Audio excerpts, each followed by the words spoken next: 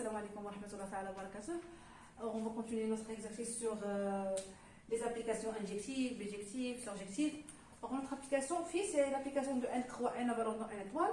Qui est chaque PQ, on va étudier à la puissance P, facteur de Q plus 1.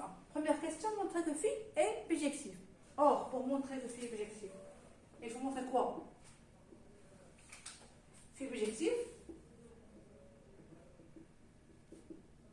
si seulement si, pour tout élément de l'espace d'arrivée, quel que soit y ou x appartient à une étoile, il existe un unique couple PQ appartient à n croix n, tel que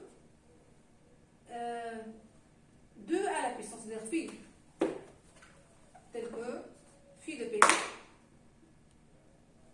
égale à x.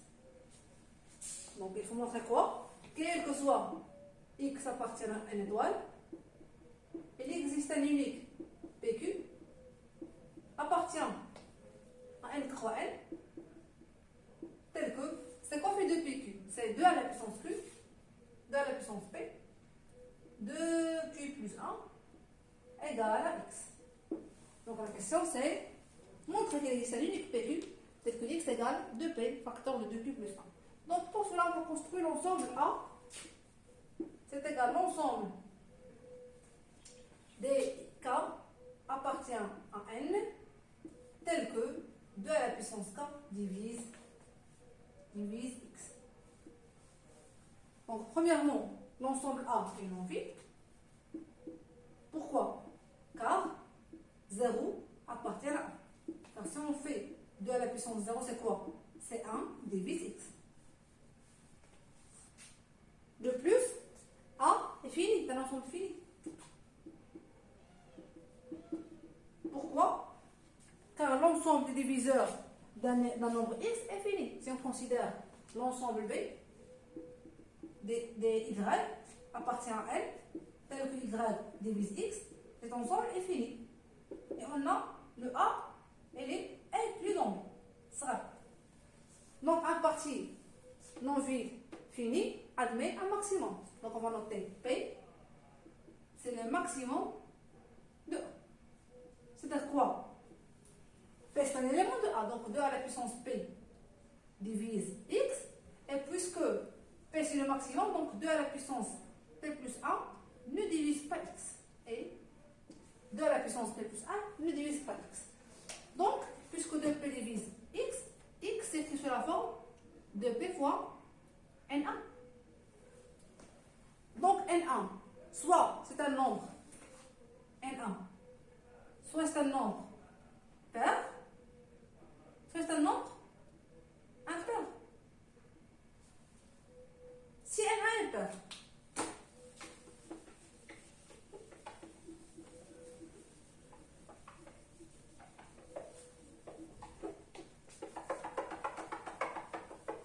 si N1 est pair, donc on obtient quoi?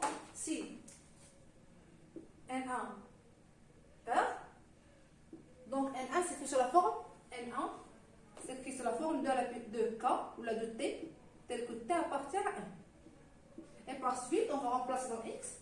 X s'écrit sur la forme 2P fois 2T, qui est égal 2P plus 1 fois T. Et par suite, alors, 2P plus 1 divise X.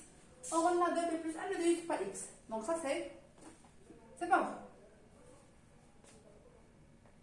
Attention. Donc, nécessairement, N1 impair. On va raisonner ici par l'absurde. Supposons par l'absurde que N est pair. Supposons par l'absurde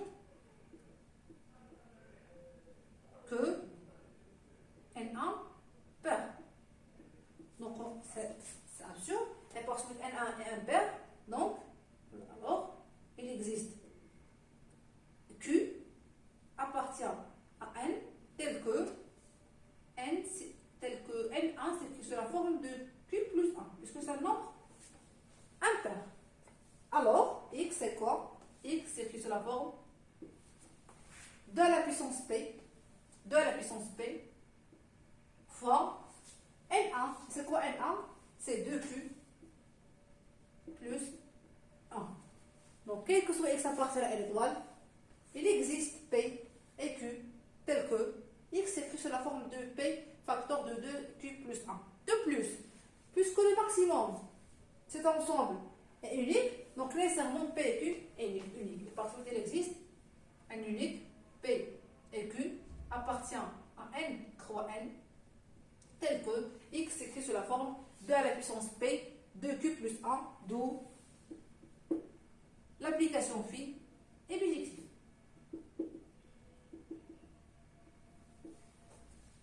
Maintenant, la deuxième question, c'est de dire que N croix N et N étoiles sont équipotents. Or, on a l'application phi est bijective.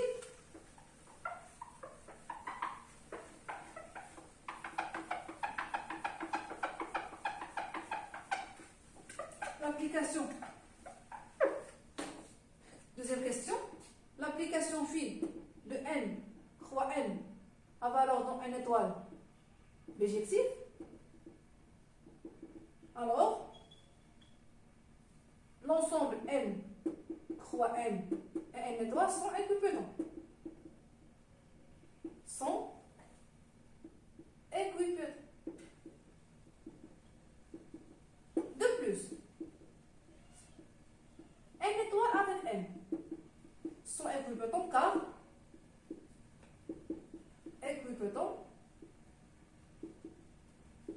car si on considère l'application tau, la zeta ou eta, l'application de N étoile à valeur de N, qui à chaque N on va associer N moins S, c'est une bijection.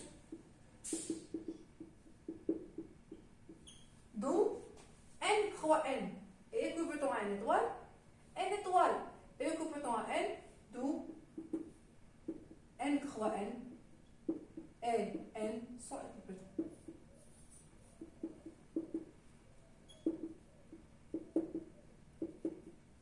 Et on a fini l'exercice 19.